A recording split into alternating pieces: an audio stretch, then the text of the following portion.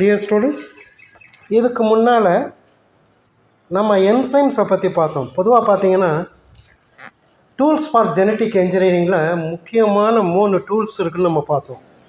ஒன்று வந்து என்சைம்ஸ், ரெண்டாவது வந்து வெக்டார்ஸ், மூணாவது வந்து ஹோஸ்ட். இதுக்கு முன்னால் போன கிளாஸில் நம்ம என்சைம்ஸை பற்றி டீட்டெயிலாக பார்த்தோம். 3 விதமான enzymes: restriction enzymes, DNA ligase, alkaline phosphatase அப்படின்னு சொல்லிட்டு 3 விதமான என்சைம்ஸை பார்த்தோம். இப்போ வந்து நம்ம வெக்டார்ஸை பற்றி பார்க்க போகிறோம். ஃபஸ்ட்டு வெக்டார்ஸ்னால் என்னது? வெக்டார்ஸ் அப்படிங்கிறது என்னென்னா, ஜென்ரலாக இப்போ நம்ம ஒரு ஜீன் ஆஃப் இன்ட்ரெஸ்ட்டை ஒரு ரீகாம்பினன்ட் டெக்னாலஜியில் தயார் பண்ணுறதுக்கு ஒரு பிளாஸ்மிட்டில் நம்ம அதை இன்சர்ட் பண்ணுவோம். அந்த பிளாஸ்மிட்டுக்கு பேர் வெக்டார் அப்படின்னு சொல்லுவோம். அப்போ ஒரு ஆர்கானிசத்திலிருந்து இன்னொரு ஆர்கானிசத்துக்கு நம்ம ஜீன் ஆஃப் இன்ட்ரெஸ்ட்டை ட்ரான்ஸ்ஃபர் பண்ணுறதுக்கு நமக்கு ஒரு வெஹிக்கிள் வேணும். அந்த வெஹிக்கிள் தான் வெக்டார் அல்லது பிளாஸ்மிட் அப்படின்னு சொல்லுவோம். இது பேசிக்காக வந்து 2 விதமாக இருக்குது. அது என்னென்ன அப்படின்னா, குளோனிங் வெக்டார், எக்ஸ்ப்ரெஷன் வெக்டார் அப்படின்னு சொல்லுவோம். அதில் குளோனிங் வெக்டார் தான் நம்ம அதிகமாக யூஸ் பண்ணுவோம். குளோனிங் வெக்டார்னு என்னதுன்னா, இந்த பிளாஸ்மிட்டில் நம்ம ஜீன் ஆஃப் இன்ட்ரெஸ்டோட ஜீனை அப்படியே ஒட்ட வச்சு அதை நம்ம ஹோஸ்ட் செல்லில் செலுத்துவோம். ஸோ அந்த மாதிரி இருக்கக்கூடிய அந்த பிளாஸ்மிட், அதுக்கு பேர் வெக்டார் அப்படின்னு சொல்லுவோம். பொதுவாக வந்து ஒரு வெக்டார் வந்து எப்படி இருக்கணும்?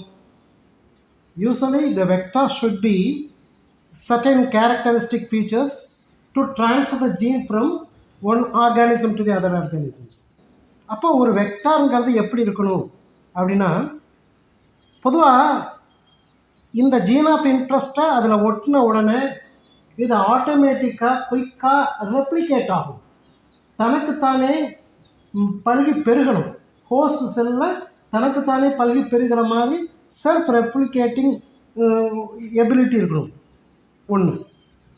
நெக்ஸ்ட்டு பார்த்திங்கன்னா, இந்த வெக்டார் வந்து ரொம்ப ஸ்மால் சைஸாக இருக்கணும், லோ மாலிகுலர் வெயிட்டாக இருக்கணும். பொதுவாக வந்து லெஸ் தேன் 10 கிலோ பேஸ் பேர் இருந்துச்சுன்னா நல்லது. அப்போ தான் it is easy to entry into the host sell easy. அப்போ தான் அது ஈஸியாக ஹோஸ்ட் செல்லுக்குள்ளே நுழைய முடியும். அது மட்டுமே இல்லாமல் ஒரு வெக்டாரில் அல்லது ஒரு பிளாஸ்மிட்டில் ஒரு ஆரிஜின் ஆஃப் ரெப்ளிகேஷன், அதான் ரெப்ளிகேஷன் என்ன, அந்த ஹோஸ்ட் செல்லுக்குள்ளே போய் தனக்குத்தானே இந்த ஆர்டிஎன்ஏவை மல்டிப்ளை பண்ணிக்கிட்டே இருக்கணும். அந்த மல்டிப்ளை பண்ணக்கூடிய ஒரு கெப்பாசிட்டியை ஆரிஜினேட் பண்ணுறது, அதாவது இனிஷியேட் பண்ணுறது, அதை ஆரம்பிக்கிறதுக்கு ஒரு ஜீன். அந்த ஜீனுக்கு பேர் என்னது? ஆரிஜின் ஆஃப் ரெப்ளிகேஷன் ஜீன் அப்படின்னு சொல்லுவாங்க. அப்போ பொதுவாக வந்து ஒரு வெக்டாரில் வந்து ஒரு ஜீன் அல்லது ஆரிஜின் ஆஃப் ரெப்ளிகேஷன் ஜீன் எப்பயுமே அதில் இருக்கணும். அப்போ தான் அது அந்த ஹோஸ்ட் செல்லில் போய் அது ரெப்ளிகேட் ஆகிறதுக்கு ஈஸியாக இருக்கும்.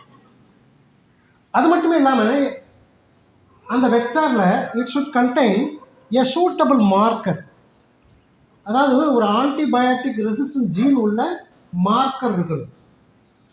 அந்த மார்க்கர் இருக்கிறதுனால என்ன பலன் அப்படின்னா, இப்போ அந்த வெக்டாரில் நம்ம ஜீன் ஆஃப் இன்ட்ரெஸ்ட்டை ஒட்ட வச்சுட்டு அதை ஹோஸ்ட் செல்லுக்குள்ளே செலுத்தின பின்னால் அது உள்ளுக்குள்ளே அந்த ஹோஸ்ட் செல்லுக்குள்ளே மல்டிப்ளை ஆகிக்கிட்டு இருக்கும். இப்போ ரீகாம்பினன்ட் டிஎன்ஏ வந்து நிறைய மல்டிப்ளை ஆகுது. இந்த ரீகாம்பினன்ட் டிஎன்ஏவுக்கும் ஆர்டினரி டிஎன்ஏவுக்கும் நமக்கு வித்தியாசம் தெரியும். அப்போ தான் நமக்கு we can able to understand whether the rDNA is multiplied or replicated or not. We can able to understand very clearly. அப்போ தான் நமக்கு அந்த rDNA வந்து ரெப்ளிகேட் ஆகுதா இல்லையா அப்படிங்கிறது தெரியணும். அப்போ அதுக்கு ஒரு மார்க்கர் ஜீன், பொதுவாக வந்து மார்க்கர் ஜீன் வந்து பார்த்திங்கன்னா ஆன்டிபயோட்டிக் ரெசிஸ்டன்ட் ஜீன்ஸ் இருக்கும். அந்த மாதிரி ஒரு மார்க்கர் வந்து உள்ளுக்குள்ளே இருக்கணும். பொதுவாக வந்து ஒரு வெக்டாருக்கு வந்து ஒரு யூனிட் டார்கெட் இருக்கும். கரெக்டாக இந்த டிஎன்ஏ தான் அதில் ஒட்ட முடியும், இந்த ஆர்கானிசத்தில் தான் உள்ளே செலுத்த முடியும். அந்த ஆர்கானிசத்தில் தான் ability to integrate with DNA insert அப்படிங்கிற மாதிரி ஒவ்வொரு வெக்டாருக்கும் ஒரு குறிப்பிட்ட எபிலிட்டி இருக்கும். மோஸ்ட் காமன்லி இந்த குளோனிங் வெக்டாரில் பார்த்தீங்கன்னா ரொம்ப காமனாக இருக்கக்கூடியது அட்லீஸ்ட் ஒன் ரெஸ்ட்ரிக்ஷன் சைட் இருக்கும். ரெஸ்ட்ரிக்ஷன் சைட்னா என்னது? நீங்கள் ரெஸ்ட்ரிக்ஷன் என்சைம்ஸ் பார்த்தீங்க, ஈகோரை இந்த மாதிரி நிறையா இது பார்த்தீங்க இல்லையா? அதை HIND3, ஈகோரா R1, BOMH1 இந்த மாதிரி நிறையா ரெஸ்ட்ரிக்ஷன் என்சைம்ஸ் பார்த்தீங்க. இந்த ஒவ்வொரு ரெஸ்ட்ரிக்ஷன் என்சைம்ஸும் அந்த ஜீனில் வந்து ஒரு பர்டிகுலர் பார்ட்டை வந்து கட் பண்ணும். அப்போ இது ஒரு இடத்துல மட்டும் இல்லாமல் நிறையா அந்த வெக்டாரில் வந்து நிறைய இடத்துல வந்து அதனுடைய ஒவ்வொரு என்சைமும் தனக்குத்தானே ஒவ்வொரு சைட்லேயும் அதை வந்து கட் பண்ணக்கூடிய திறமை இருக்கும். அந்த திறமைக்கு பேர் என்ன சொல்லுவாங்க? குளோனிங் சைட் அப்படின்னு சொல்லுவாங்க. அந்த மாதிரி நிறையா இருக்கும்போது பார்த்தீங்கன்னா multiple cloning site. So most of the வெக்டாரில் வந்து மல்டிபிள் குளோனிங் சைட் இருக்கும். அப்போ ஈஸியாக அதை கட் பண்ணி விடுற மாதிரி ஒரு அமைப்பு இருக்கும். ஸோ இந்த கேரக்டரிஸ்டிக் ஃபீச்சர்ஸ்லாம் வந்து ஜென்ரலாக வந்து ஒரு வெக்டாரில் வந்து இருக்கணும். ஸோ அந்த மாதிரி ஒரு கேரக்டரிஸ்டிக் ஃபீச்சர்ஸ் இருந்தால் தான் இது வந்து ஈஸியாக அதை பண்ண முடியும். ஸோ இதை அப்போ ஒரு வெக்டாரில் வந்து ஒரு முக்கியமான கேரக்டர் இருக்கணும். அது என்னென்ன அப்படின்னு பார்த்தீங்கன்னா, இப்போ அடுத்த பிக்சரில் பார்த்தீங்கன்னா உங்களுக்கு தெளிவாக தெரியும். இந்த பிக்சரில் பாருங்களேன், இதில் உங்களுக்கு தெளிவாக தெரியறதுக்கு வாய்ப்பு இருக்குது. இதில் பார்த்தீங்கன்னா 3 முக்கியமான ஒரு பார்ட் வந்து இந்த வெக்டாரில் இருக்கணும். அதான் மெயின் ப்ராப்பர்ட்டி. என்ன அப்படின்னு பார்த்தீங்கன்னா, ஃபஸ்ட்டு அதில் ஆரிஜின் ஆஃப் ரெப்ளிகேஷன் அப்படின்னு சொல்லக்கூடிய ஓரிஜின் இருக்கணும். ரெண்டாவது வந்து அதில் செலக்டபிள் மார்க்கர் இருக்கணும். மூணாவது பார்த்தீங்கன்னா குளோனிங் சைட்ஸ் இருக்கணும். இந்த மாதிரி இருந்துச்சுன்னா that will be ready for genetic engineering. அந்த vector is good for genetic engineering அப்படின்னு சொல்லலாம். அதில் ஃபஸ்ட்டு என்ன சொன்னோம்? ஓரிஜின், ஆரிஜின் ஆஃப் ரெப்ளிகேஷன் அப்படின்னு சொன்னோம். So this is a sequence from where replication starts and piece of DNA were linked to the sequence can be made to replicate within the host cell. அதாவது host செல்லுக்குள்ளே இது இந்த vector உள்ளுக்குள்ளே நுழைஞ்ச உடனே தனக்குத்தானே multiply ஆகிறதுக்கு, ஒரு ரெப்ளிகேஷன் ஆகிறதுக்கு ஒரு ஆரம்பம், ஒரு ஆரிஜின். அந்த ஆரிஜினை உருவாக்கக்கூடிய ஜீனுக்கு பேர் ஓரிஜின் அப்படின்னு சொல்லுவாங்க. அதுக்கடுத்து பார்த்தீங்கன்னா செலக்டபிள் மார்க்கர். செலக்டபிள் மார்க்கர் இப்போ இந்த டயக்ராத்தில் பார்த்தீங்கன்னா டார்க் வயலட் கலரில் இருக்குது பாருங்கள். இது வந்து ஒரு சர்க்குலர் டிஎன்ஏ, அதாவது பிளாஸ்மிட்டில் இருக்கக்கூடிய ஒரு செலக்டபிள் மார்க்கர். இந்த மார்க்கர் எப்படி இருக்கும் அப்படின்னா, ஈஸியாக ஐடென்டிஃபை பண்ணுற மாதிரி இருக்கும். எதை? இந்த ரீகாமினன்ட் டிஎன்ஏ அந்த ஹோஸ்ட் செல்லுக்குள்ளே போன பின்னால் இதெல்லாம் ரீகாமினன்ட் டிஎன்ஏ, இதெல்லாம் ரீகாமினன்ட் டிஎன்ஏ, இதெல்லாம் நான் ரீகாமினன்ட் டிஎன்ஏ அப்படின்னு ஐசோலேட் பண்ணுற மாதிரி அந்த மார்க்கர் வந்து நம்ம இந்த RDNA-வோட இருக்கணும். ஸோ அப்படி இருக்கக்கூடிய ஒரு செலக்டபிள் மார்க்கர் தான் என்னது எல்லா பிளாஸ்மிட்லேயும் இருக்கும், அதில் எல்லா வெக்டார்ஸ்லையும் இருக்கும். So it should be carry a selectable marker traits that enable cells containing the vector to be selected or identified inside the host cell. அதுக்கடுத்து பார்த்தீங்கன்னா மூணாவது குளோனிங் சைட்ஸ் இருக்கணும். நம்ம ஏற்கனவே பார்த்த மாதிரி நிறைய ரெஸ்ட்ரிக்ஷன் என்சைம்ஸ் பார்த்தோம், மல்டிபிள் ரெஸ்ட்ரிக்ஷன் என்சைம். ஒவ்வொரு ரெஸ்ட்ரிக்ஷன் என்சைம்ஸ்க்கும் இந்த வெக்டாருக்குள்ளே கட் பண்ணுற மாதிரி நிறையா சைட்ஸ் இருக்கும். அப்படின்னா that enzyme can able to cut at anywhere else. அந்த மாதிரி இருக்கக்கூடிய அந்த சைட்டுக்கு பேர் என்ன சொல்லுவோம்? ரெஸ்ட்ரிக்ஷன் சைட் அப்படின்னு சொல்லுவோம். ஸோ ஒவ்வொரு என்சைம்ஸ்க்கும் ஒரு யூனிக் ரெஸ்ட்ரிக்ஷன் சைட் இருக்கும், அதாவது க்ளீவேஜ் சைட். அப்படின்னா அந்த இடத்துல போய் அதை க்ளீவேஜ் பண்ணும். க்ளீவேஜ்னால் அதை கட் பண்ணும். அதுக்கு பேர் தான் என்னது? Cloning site. சார் குளோனிங் சைட்னா என்னது? A cloning vector needs a single cleavage site for each of one or more restriction enzymes used. அந்த இதில் எத்தனை ரெஸ்ட்ரிக்ஷன் என்சைம் யூஸ் பண்ணுறோமோ அதுக்கு தகுந்த மாதிரி அதில் ரெஸ்ட்ரிக்ஷன் சைட்ஸ் இருக்கணும். இது மூணும் இருந்தால் அந்த vector will be most useful. அது வந்து நமக்கு இந்த டிஎன்ஏ ரீகாம்பினன்ட் டெக்னாலஜியில், இந்த ஜெனட்டிக் இன்ஜினியரிங்கில் ரொம்ப வேல்யூபிளாக இருக்கும் அப்படிங்கிறதான் இதில் நம்ம புரிஞ்சுக்கக்கூடிய ஒரு சாராம்சம். அதுக்கடுத்து பார்த்திங்கன்னா டைப்ஸ் ஆஃப் வெக்டார். நிறைய டைப்ஸ் ஆஃப் வெக்டார் இருக்குது. ஜென்ரலாக பார்த்திங்கன்னா நீங்கள் பிளாஸ்மிட் அப்படின்னு நீங்கள் கேள்விப்பட்டிருப்பீங்க. பிளாஸ்மிட் அப்படின்னா இதுதான். இந்த ஸ்க்ரீனில் பார்த்தீங்கன்னா உங்களுக்கு தெளிவாக தெரியும். பொதுவாக ஒரு பாக்டீரியாவில் வந்து இடது பக்கம் அப்படியே காயில்டாக இருக்குது பாருங்கள், அது வந்து பாக்டீரியல் குரோமோசோம். பொதுவாக எல்லா பாக்டீரியாலையும் ஒரு பாக்டீரியல் குரோமோசோம் இருக்கும். இது இல்லாமல் ரைட் சைடில் பாருங்கள் சர்க்குலர் டிஎன்ஏ இருக்குது. இந்த சர்க்குலர் டிஎன்ஏக்கு என்ன கெப்பாசிட்டி இருக்குன்னா செல்ஃப் ரெப்ளிகேட்டிங், அப்படின்னா தனக்குத்தானே மல்டிப்ளை ஆகக்கூடிய ஒரு திறமை. அது மட்டும் இல்லாமல் இது சர்க்குலராக டபுள் ஸ்ட்ராண்டாக இருக்கக்கூடிய ஒரு டிஎன்ஏ. அந்த மாதிரி டிஎன்ஏவை என்ன சொல்லுவோம்? பிளாஸ்மிட் அப்படின்னு சொல்லுவோம். இந்த பிளாஸ்மிட்டை நம்ம ஜெனட்டிக் இன்ஜினியரிங்கில் ரீகாம்பினன்ட் டெக்னாலஜிக்கு நம்ம பயன்படுத்துவோம். ஸோ இதுக்கு பேர் என்ன சொல்லுவோம்? பிளாஸ்மிட். அடுத்த ஒரு முக்கியமான கேள்வி என்ன அப்படின்னா PBr322 பிளாஸ்மிட். PBr322 பிளாஸ்மிட் அப்படின்னு சொல்லுவோம். இது வந்து ஒரு ஆர்டிஃபிஷியல் அல்லது ரீகன்ஸ்ட்ரக்டட் பிளாஸ்மிட் அப்படின்னு சொல்லுவோம். இதை வந்து இயற்கையிலே ஒரு பாக்டீரியாலேயோ அல்லது ஏதாவது ஒரு லிவிங் திங்ஸ்லேயோ இருக்கக்கூடிய ஒரு பிளாஸ்மிட் கிடையாது. இது லேபில் தயார் பண்ணப்பட்ட ஒரு ஜீன், ஒரு பிளாஸ்மிட் அப்படின்னு வச்சுக்கோங்களேன். அந்த பிளாஸ்மிட்டுக்கு பேர் PBr322 பிளாஸ்மிட். இந்த PBr322 பிளாஸ்மிட் அப்படிங்கிறது ஒரு ரீகன்ஸ்ட்ரக்டிவ் பிளாஸ்மிட் அப்படின்னு நான் சொன்னேன். இதை நம்ம அதிகமாக குளோனிங் வெக்டரில் நம்ம பயன்படுத்துகிறோம்.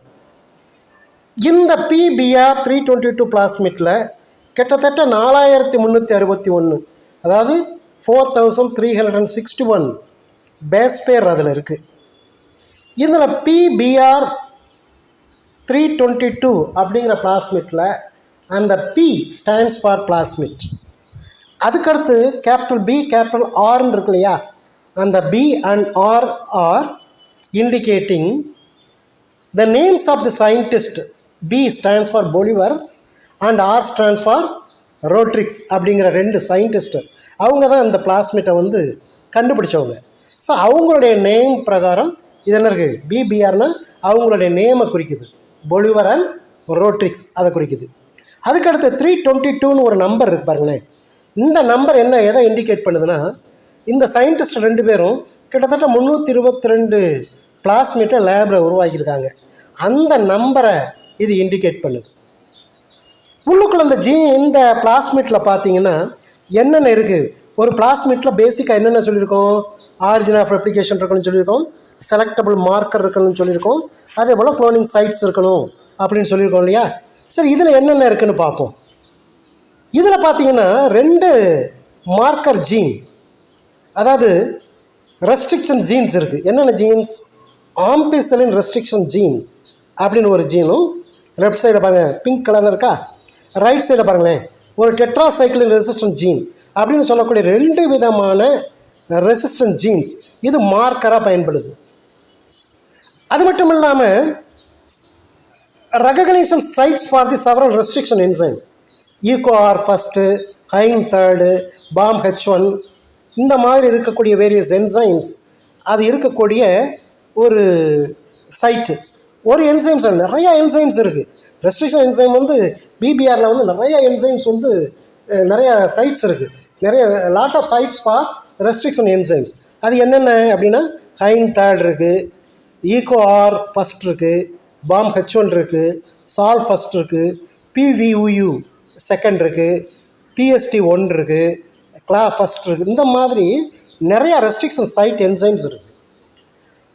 அது மட்டுமே இல்லாமல் இதில் ஓரிஜின் இருக்குது, ஆன்டிபயோட்டிக் ரெசிஸ்டன்ட் ஜீன் இருக்குது. அதே போல் ROP என்னது? Replication of plasmid. ஆர்ஓபியோடைய கோட் இருக்குது.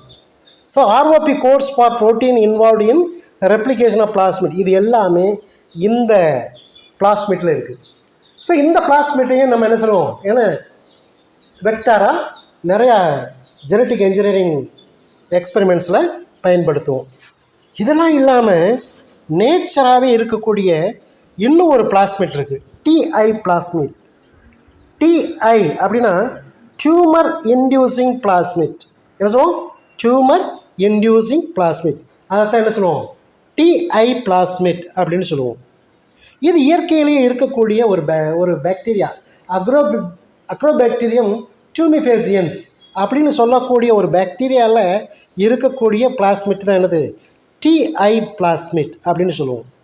இந்த டிஐ பிளாஸ்மிட் வந்து என்ன செய்யும் அப்படின்னா, நேச்சராக இந்த மண்ணிலேயே கிடைக்கக்கூடிய ஒரு பாக்டீரியா தான்.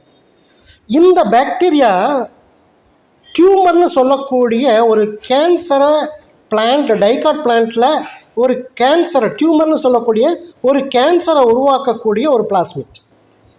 ஸோ இந்த பிளாஸ்மிட்டில் நிறையா ஜீன்ஸ் இருக்குது. என்னென்ன ஜீன்ஸ் இருக்குது அப்படின்னு கேட்டிங்கன்னா, டிஆர்ஏ அப்படின்னா ட்ராப் ஜீன்ஸ் அப்படின்னா ட்ரான்ஸ்ஃபர் ஜீன் அப்படின்னு சொல்லுவாங்க. இந்த ஜீன்ஸ், இந்த ட்ரான்ஸ்ஃபர் ஜீன் தான் ரொம்ப முக்கியமான ஜீன். இந்த ட்ரான்ஸ்ஃபர் ஜீன்ஸ் என்ன செய்யும்னா, this will be helping T DNA from one bacterium to the other bacterium. அதாவது ட்ரான்ஸ்ஃபர் பண்ணக்கூடிய டிஎன்ஏவை ஒரு ஆர்கானிசத்தில் இருந்து இன்னொரு ஆர்கானிசத்திற்கு கடத்துவதற்கு தேவையான ஒரு ஜீன். இது இல்லாமல் ஆன் ஜீன், அதாவது ஆன்கோஜெனிக் ஜீன்னு சொல்லுவாங்க. ஆன்கோஜெனிக் அப்படின்னா என்னது, கேன்சர். இந்த டைகாட் பிளான்ட்டில் உருவாக்கக்கூடிய ஒரு கேன்சரை உருவாக்கக்கூடிய ஒரு ஜீனுக்கு பேர் ஆன்கோஜெனிக் ஜீன் அல்லது ஆன்கோஜெனிசிட்டி ஜீன் அப்படின்னு சொல்லுவாங்க. ஸோ இது இந்த ஜீன் என்ன செய்யும், அதில் டியூமரை உருவாக்கும். நீங்கள் நம்ம ஸ்கூலில் கூட ஒரு பிளான்ட் பார்த்துருப்பீங்க, பொங்காமியா கிளாப்ரா, புங்க மரம்னு கேள்விப்பட்டிருப்பீங்க. நம்ம ராஜா ஸ்கூலுக்கு மெட்ரிகுலேஷன் ஸ்கூலுக்குள்ளே பின்பக்கத்தில் வரிசையாக பெரிய பெரிய மரங்கள் க்ரீன் கலராக இருக்கும். அந்த மரத்தோடைய இலைகள் பாருங்களேன், நல்லா ஃப்ரெஷ்ஷாக இருக்கும். ஒரு சீசன் முடிஞ்ச பின்னால் பார்த்தீங்கன்னா அந்த லீஃபில் பார்த்தீங்கன்னா அப்படியே ஒரு திரளாக இருக்கும். அதை தொட்டு பார்த்தீங்கன்னா சொரசொரப்பாக இருக்கும். அந்த திரளாக இருக்கிறது பூரா டியூமர், பிளான்ட் டியூமர். ஸோ இந்த டியூமரை உருவாக்குறது வந்து ஒரு பாக்டீரியா. என்ன பாக்டீரியா, அக்ரோபாக்டீரியம் டியூமிஃபேசியன்ஸ் அப்படின்னு சொல்லக்கூடிய ஒரு பாக்டீரியா. ஸோ அதில் வந்து ஒரு ஸ்பெஷலைஸ்ட் ஜீன், ஆன்கோஜீன் இருக்கிறதுனால தான் என்ன செய்யுது, இதை டியூமரை உருவாக்குது. ஸோ அதே போல் இதில் இன்னொரு ஜீன் இருக்குது, ஒரு gene, origin of replication. So origin of ரெப்ளிகேஷனையும் இது தூண்டுது. இதெல்லாம் இல்லாமல் இன்னும் ஒரு ஜீன் இருக்குது, இன்க் ஜீன். இன்க் ஜீன்னா இன்கம்பேட்டிபிலிட்டி ஜீன்னு பேர். ஸோ இப்படி நிறையா ஜீன் வந்து இந்த அக்ரோபாக்டீரியம் டியூமிஃபேசியன்ஸில் இருக்கக்கூடிய அந்த டிஐ பிளாஸ்மிட்டில் இருக்குது. இதை பயன்படுத்தி இதை நம்ம வந்து செலுத்தணுங்கிற அவசியமே இல்லை. இது நேச்சராகவே ஒரு ஆர்கானிசத்துலேருந்து இன்னொரு ஆர்கானிசத்துக்கு இது அதுவே அந்த டியூமிஃபேசியன்ஸ் பாக்டீரியாவே ஆட்டோமேட்டிக்காக அந்த ஜீன்ஸை வந்து ட்ரான்ஸ்ஃபர் பண்ணும். ஸோ அப்படி ஒரு ஸ்பெஷலைஸான ஒரு பிளாஸ்மிட் இதில் இருக்குது. இது இந்த டிடிஎன்ஏ வந்து ஈஸியாக ட்ரான்ஸ்ஃபர் பண்ணுறதுனால இதையும் நம்ம வந்து ஜெனட்டிக் இன்ஜினியரிங்கில் நம்ம பயன்படுத்துகிறோம்.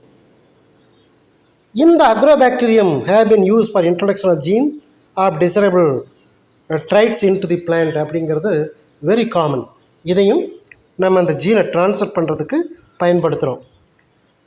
உங்களுக்கு ஒரு டவுட் வரும், சார் இதில் தான் டியூமர் இன்டியூசிங் பாக்டீரியா அல்லது கேன்சரை தூண்டக்கூடிய இது இருக்குது சார், அது வந்து பாதிக்காதா? பாதிக்கும். அப்போ நம்ம என்ன செய்யணும்னா அந்த ஆன்கோஜீனை அப்படி ரிமூவ் பண்ணிடணும். ரிமூவ் பண்ணிட்டோம்னா நமக்கு நீட்டான ஒரு பர்ஃபெக்டான ஜீன் கிடச்சிரும். அந்த ஜீன் வந்து அந்த டிஐ பிளாஸ்மிட் வந்து நம்ம வெக்டாராக பயன்படுத்தினோம்னா which can able to help us to transfer gene from one organism to the other organism. So இப்போ வெக்டார்ஸை பற்றி பார்த்துட்டோம். இப்போ அடுத்து ஹோஸ்ட்டை பற்றி பார்க்க போகிறோம். Computer host for transferring of என்ன சொல்லுவாங்க, அந்த ரீகாமினன்ட் டிஎன்ஏ.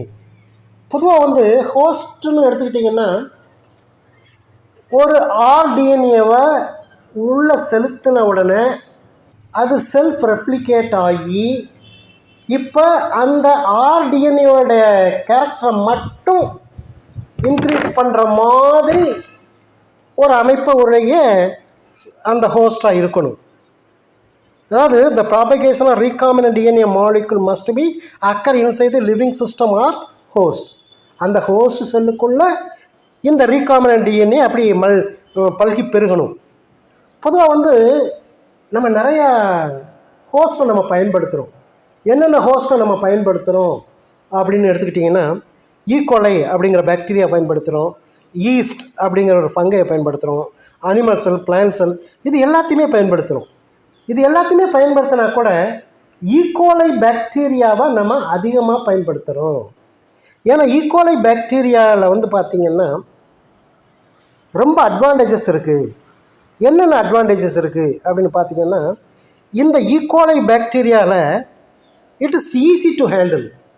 அது மட்டும் இல்லாமல் we can culture very easily.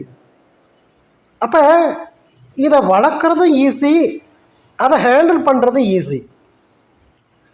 அது மட்டுமே இல்லாமல் ஈஸியாக ஜெனட்டிக் மேக்கப் வந்து பண்ண முடியும், ஈஸியாக ஜீனை வந்து ட்ரான்ஸ்ஃபர் பண்ண முடியும். ஸோ இந்த மாதிரி நிறையா அட்வான்டேஜஸ் இருக்கிறதுனால பொதுவாக ஈகோலை அப்படிங்கிற பாக்டீரியாவை நம்ம இந்த ஹோஸ்ட் செல்லை நம்ம பயன்படுத்துகிறோம். அது மட்டுமே இல்லாமல் நம்ம செலுத்தக்கூடிய எந்த ஒரு வெக்டாரையும் ஈஸியாக அக்செப்ட் பண்ணிடும். எக்கச்சக்கமான வெக்டார்ஸை வந்து பிளாஸ்மிட்ஸை வந்து இது ஈஸியாக அக்செப்ட் பண்ணிவிட்டு அது செல்ஃப் ரெப்ளிகேட்டிங் ஆகுது. அது மட்டுமே இல்லாமல் இதில் பார்த்தீங்கன்னா one of most important features of E coli பாக்டீரியான்னு எடுத்துக்கிட்டிங்கன்னா, ஒரு 20 மினிட்ஸில் பார்த்தீங்கன்னா கிட்டத்தட்ட எல்லா செல்ஸுமே டிவைட் ஆகி each and every cell can able to produce into 2. அப்போ ஒவ்வொரு 20 மினிட்ஸ்க்கு அது மல்டிப்ளை ஆகும்போது it is most useful. So அதனால் ஈகோலை அப்படிங்கிற ஒரு பாக்டீரியாவை நம்ம அதிகமாக என்ன செய்கிறோம், நம்ம இந்த ரீகாமினன்ட் டெக்னாலஜி அல்லது ஜெனட்டிக் இன்ஜினியரிங்க்கு ஹோஸ்ட் செல்லாக பயன்படுத்துகிறோம். நெக்ஸ்ட்டு இப்போ ஹோஸ்ட் செல்லை தேர்ந்தெடுத்துட்டோம். இப்போ ஜீனை வந்து உள்ளுக்குள்ளே செலுத்தணும். அப்படி உள்ளுக்குள்ளே செலுத்துறது அவ்வளோ ஒன்றும் ஈஸியாக இல்லை. காரணம் என்னன்னு கேட்டிங்கன்னா, டிஎன்ஏ வந்து ஒரு ஹைட்ரோஃபிலிக் மாலிகுல். ஹைட்ரோஃபிலிக்னு என்னது, வாட்டரில் மூவ் ஆகக்கூடிய அல்லது வாட்டரை அட்ராக்ட் பண்ணக்கூடிய ஒரு டிஎன்ஏ, ஒரு மாலிகுல். அது வந்து செல் மெம்பரேனை வந்து ஈஸியாக வந்து கடக்க முடியாது. அதுலேயும் பர்டிகுலராக பாக்டீரியல் செல்லை வந்து ட்ரான்ஸ்ஃபர் பண்ணுறது அல்லது கடக்கிறது அப்படிங்கிறது அவ்வளோ ஒன்றும் ஈஸிலாம் கிடையாது. ஏற்கனவே cell wall of bacteria is very strong and moreover it is hydrophobic. அது நீரை வந்து கடத்தாது அல்லது நீரை உறிஞ்சாது. அப்போ அதுக்குள்ளே வந்து இந்த டிஎன்ஏ உள்ளுக்குள்ளே செலுத்துறது அப்படிங்கிறது அவ்வளோ ஈஸியான இதெல்லாம் இல்லை. ஸோ அப்போ நமக்குன்னு ஒரு ஸ்பெஷலைஸ்டு கண்டிஷன் தேவை. அப்போ தான் ஒரு பாக்டீரியா வந்து ஒரு ஆர்டிஎன்ஏ வந்து அந்த ஹோஸ்ட் செல்லுக்குள்ளே வந்து செலுத்த முடியும். அப்போ ஏதாவது ஒரு ஃபோர்ஸை வச்சு தான் உள்ளுக்குள்ளே செலுத்த முடியும். அப்படி பண்ணுறதுக்கு இதை என்ன பண்ணுறது அப்படின்னு பார்த்தீங்கன்னா, பொதுவாக வந்து இதை வந்து ஹைலி கால்சியம் டைவேலன் கேட்டையானை வச்சு ஃபஸ்ட் அதை ட்ரீட் பண்ணணும். எதை, அந்த பாக்டீரியல் செல்லை, அந்த ஹோஸ்ட் செல்லை வந்து ட்ரீட் பண்ணணும். அப்போ தான் அது ஈஸியாக உள்ளுக்குள்ளே செலுத்த முடியும். நெக்ஸ்ட் அந்த ஆர்டிஎன்ஏ ரீகாமினன்ட் டிஎன்ஏ பிளாஸ்மிட்டோட அந்த வெக்டாரோட இந்த ஹோஸ்ட் செல்லையும் நல்ல ஐஸில் வச்சிடணும். நல்ல ஹை சில்ஸில் வச்சுட்டு மறுபடியும் அதை ஒரு 40 டிகிரி செல்சியஸுக்கு ஒரு ஷார்ட் பீரியடில் அதை மாற்றணும். ஷார்ட் பீரியடை மாற்றிட்டு மறுபடியும் ஐஸில் வைக்கணும். அப்போ இப்படி மாற்றி வைக்கிறதுனால என்ன ஆகும்னா, இந்த ஆர்டிஎன்ஏ ஈஸியாக ஏற்கனவே டைவேலன் கேட்டையான கால்சியத்தை வந்து ட்ரீட் பண்ணியிருக்கிறதுனால now the recombinant DNA can easily transfer into the host cell. இப்போ ஹோஸ்ட் செல்லுக்குள்ளே ஈஸியாக நுழைய முடியும். அப்போ இந்த மாதிரி ஒரு சில டெக்னிக்ஸை பயன்படுத்தி நம்ம பண்ணணும். இதெல்லாம் நம்ம ஃபாலோ பண்ணால் தான் we can able to transfer the gene. இப்போ நம்ம எப்படி ஜீன்ஸை வந்து ட்ரான்ஸ்ஃபர் பண்ண போகிறோம், மெத்தட் ஆஃப் ஜீன் ட்ரான்ஸ்ஃபர் எப்படி அப்படிங்கிறத நம்ம இப்போ பார்ப்போம்.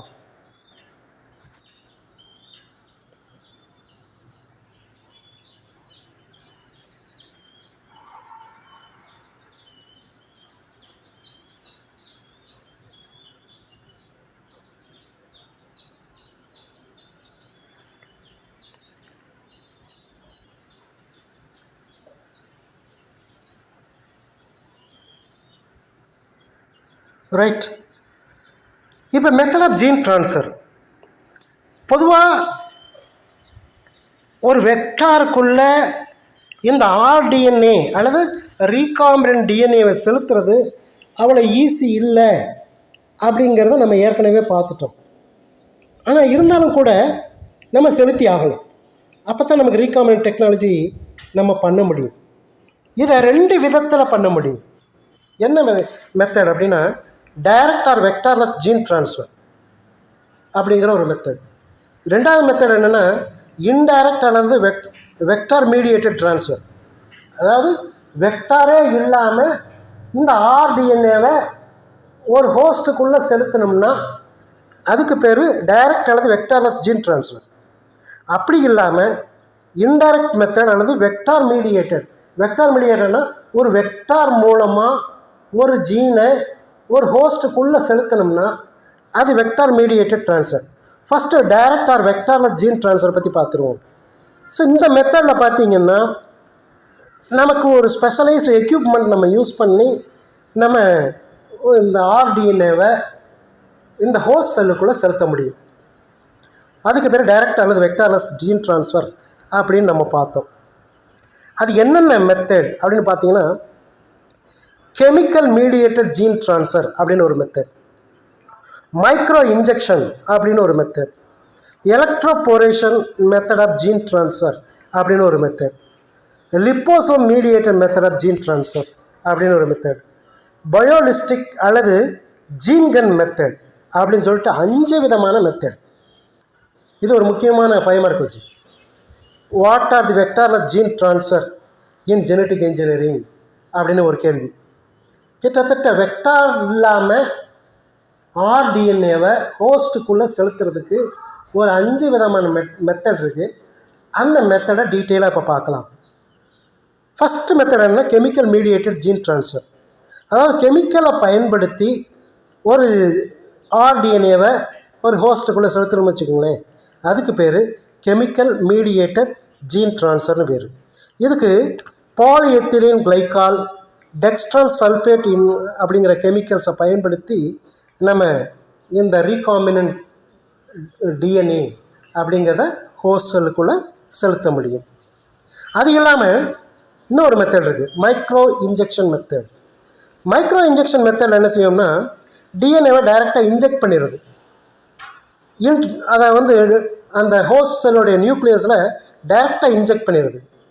இது எப்படின்னா, மைன்யூட் டியூப் அல்லது மைக்ரோ பிப்பட் அல்லது ஒரு சின்ன நீடில், மைன்யூட் நீடிலை பயன்படுத்தி என்ன செய்ய போகிறோம், இந்த ஹோஸ்ட் அதாவது ஆர்டிஎன்ஏ ரீகாம்பினன்ட் டிஎன்ஏவை ஹோஸ்ட் செல்லுக்குள்ளே ரொம்ப கேர்ஃபுல்லாக சைலண்ட்டாக செலுத்துறதுக்கு பேர் மைக்ரோ இன்ஜெக்ஷன் மெத்தட் அப்படின்னு பேர். அதுக்கடுத்து பார்த்தீங்கன்னா electroporation method. Electroporation method of gene transfer. Electroporation மெத்தடில் நம்ம எப்படி இதை ஜீனை ட்ரான்ஸ்ஃபர் பண்ணுறதுன்னா, ஒரு ஹை வோல்டேஜ் பல்ஸை வந்து அந்த புரோட்டோபிளாஸ்டில் வந்து அப்ளை பண்ணணும். அப்ளை பண்ணிவிட்டு இப்போ அந்த செல்ஸ் டிஷ்யூஸ் ரீகாம்பினன்ட் டிஎன்ஏவை இப்போ உள்ளுக்குள்ளே செலுத்தணும்னு வச்சுக்கோங்களேன். இப்போ அந்த ஃபஸ்ட்டு செல் பாருங்க, பிஃபோர் பல்ஸ், அந்த ஹை வோல்டேஜ் பல்ஸு கொடுக்கறதுக்கு முன்னால், அந்த நடுவில் உள்ளது டியூரிங் பல்ஸ், இது ஆஃப்டர் பல்ஸ். அப்போ அந்த சுற்றி அந்த செல்ஸு பிளான்ட்டு அதே போல் வேரியஸ் டைப்ஸ் ஆஃப் ஆர்டிஎன்ஏ எல்லாமே அதை சுற்றி இருக்குது. இப்போ ஒரு ஹை வோல்டேஜ் பல்ஸ் கொடுத்த பின்னால் அது அப்படியே உள்ளுக்குள்ளே வந்துருச்சு. ஆஃப்டர் பல்ஸ் என்னாகும், அந்த துவாரம்லாம் அப்படி ஹீல் ஆயிரும். ஸோ இந்த மெத்தடுக்கு பேர் எலக்ட்ரோபோரேஷன் மெத்தட். அப்போ ஒரு எலக்ட்ரிசிட்டியை பயன்படுத்தி ஹை பல்ஸை பயன்படுத்தி ஒரு சின்ன துளை போட்டு அதுக்குள்ளே ஆர்டிஎன்ஏவை உள்ளுக்குள்ளே செலுத்தின பின்னால் அதை ஹீல் பண்ணிடுறது. அதுக்கு பேர் என்னது? Electroporation method of gene transfer அப்படின்னு பேர். அதுக்கடுத்து பார்த்தீங்கன்னா liposome mediated method of gene transfer அப்படின்னு சொல்லுவாங்க. லிப்போசோம் மீடியேட்டட் ஜீன் ட்ரான்ஸ்ஃபர்னால் இது ஒரு இன்ட்ரெஸ்டிங் ஃபினாமினா. இந்த படத்தில் பார்த்தீங்கன்னா உங்களுக்கு நல்லா புரியும். அதாவது எந்த ரீகாமினன்ட் டிஎன்ஏ தேவையோ அதை வச்சுக்கிற வேண்டியது. இது இல்லாமல் நம்ம லிப்போசோம் அப்படின்னு சொல்லக்கூடிய ஒரு ஆர்டிஃபிஷியல் பாஸ்போலிபிட் வெசிக்கிள்குள்ளே இந்த ஆர்டிஎன்ஏ ரீகாமினன்ட் டிஎன்ஏவை உள்ளுக்குள்ளே செலுத்திட வேண்டியது. இப்போ அந்த லிப்போசோமுக்கு பேர் லிப்போப்ளெக்ஸ். அப்போ லிப்போசோமுக்கு உள்ள ஆர்டிஎன்ஏ செலுத்திடும். அந்த லிப்போசோம்ங்கிறது என்னது? ஒரு ஆர்டிஃபிஷியல் பாஸ்போலிபிட். இந்த படத்தில் தெரியுது பாருங்களேன், லெஃப்ட் சைடில் அந்த ஃபஸ்ட்டு சர்க்குலராக தெரியுது இல்லையா, அது லிப்போசோம். மேலே டிஎன்ஏ இருக்குது. அந்த டிஎன்ஏவை இந்த லிப்போசோமுக்குள்ளே செலுத்தியாச்சு. இப்போ இதுக்கு பேர் லிப்போப்ளெக்ஸ். இப்போ இந்த லிப்போப்ளெக்ஸை இந்த செல் வால் மூலமாக அப்படி உள்ளுக்குள்ளே செலுத்திடும். இப்போ எண்டோசைட்டோசிஸ். இப்போ சைட்டோபிளாஸ்துக்கு உள்ள நுழைஞ்சிருது. உள்ளே நுழைஞ்ச உடனே என்ன ஆகுது? அந்த லிப்போப்ளெக்ஸை சுற்றி ஒரு எண்டோசோம் ஃபார்ம் ஆகுது. இப்போ அதுக்கு பேர் எண்டோசோம் லிப்போப்ளெக்ஸ் அப்படின்னு பேர். இது ஏன் எண்டோசோம் இருக்குது அப்படின்னா, உள்ளுக்குள்ளே இந்த ரீகாமினன்ட் டிஎன்ஏவோ அந்த லிப்போசோமோ எந்தவித பாதிப்பும் ஏற்படாமல் இருக்கிறதுக்காக ஒரு வேக்யூல் ஃபார்ம் ஆகுது, ஒரு டோனோபிளாஸ்ட் ஃபார்ம் ஆகுது. இது என்ன ஆகும்னா, உள்ளுக்குள்ளே இருக்கக்கூடிய இந்த ஆர்டிஎன்ஏ டேமேஜ் ஆகாமல் ஒரு அசிடிக் பிஹெச்சில் அப்படி உள்ளுக்குள்ளே புரோட்டியஸ் என்சைம்ஸோடு அப்படியே அதை கடத்திட்டு எப்போ அது தேவையோ அப்போ அந்த லிப்போசோம் அந்த டோனோபிளாஸ்ட் வேக்யூல் அப்படி உடஞ்ச உடனே என்னாகும்? இப்போ அந்த டிஎன்ஏ வெளியில் வந்துடும். ஸோ இப்படி நம்ம ரீகாமினன்ட் டிஎன்ஏவை இந்த லிப்போசோம் மீடியேட்டட் மூலமாக உள்ளுக்குள்ளே ட்ரான்ஸ்ஃபர் பண்ணுறதுக்கு பேர் லிப்போசோம் மீடியேட்டட் ட்ரான்ஸ்ஃபர் அப்படின்னு பேர். அதுக்கடுத்த மெத்தட் என்னென்னு பார்த்தீங்கன்னா பயோலிஸ்டிக் மெத்தட் அப்படின்னா இதை ஜீன் கன் மெத்தட் அப்படின்னு கூட சொல்லலாம், அல்லது மைக்ரோ ப்ரொஜெக்டர் கன் மெத்தட் அப்படின்னு சொல்லலாம், அல்லது ஷூட் கன் மெத்தட் அப்படின்னு சொல்லலாம். ஸோ இந்த மெத்தடில் என்ன செய்கிறோம்னா, இந்த ஃபாரின் டிஎன்ஏ அல்லது ரீகாமினன்ட் டிஎன்ஏவை அதனுடைய சர்ஃபேஸ் ஃபுல்லாக கோல்டை வச்சோ அல்லது டங்ஸ்டன் பார்ட்டிகளை வச்சோ அப்படி கோட் பண்ணிடும். அப்படி ஒரு கோட்டிங் 1 to 3 மைக்ரோமீட்டர் கோட்டிங் கொடுத்து இப்போ அதை ரெடி பண்ணிவிட்டு அதை அப்படியே பாம்பாட் பண்ணுறோம். ஒரு ஷூட் கன்னில் வச்சு அப்படியே பிளான்ட் செல்லுக்குள்ளே டார்கெட் டிஷ்யூக்குள்ளே அப்படியே ஹை ஸ்பீடில் ஷூட் பண்ணுறோம். உடனே என்னாகும்? இது போய் அந்த செல்லுக்குள்ளே போய் ஃபோர்ஸாக உள்ளுக்குள்ளே நுழைஞ்சு இப்போ அந்த ஃபாரின் டிஎன்ஏ அல்லது ரீகாமினன்ட் டிஎன்ஏ உள்ளுக்குள்ளே போயிடும். ஸோ இப்படி வெக்டாரே இல்லாமல் என்ன செய்கிறோம்?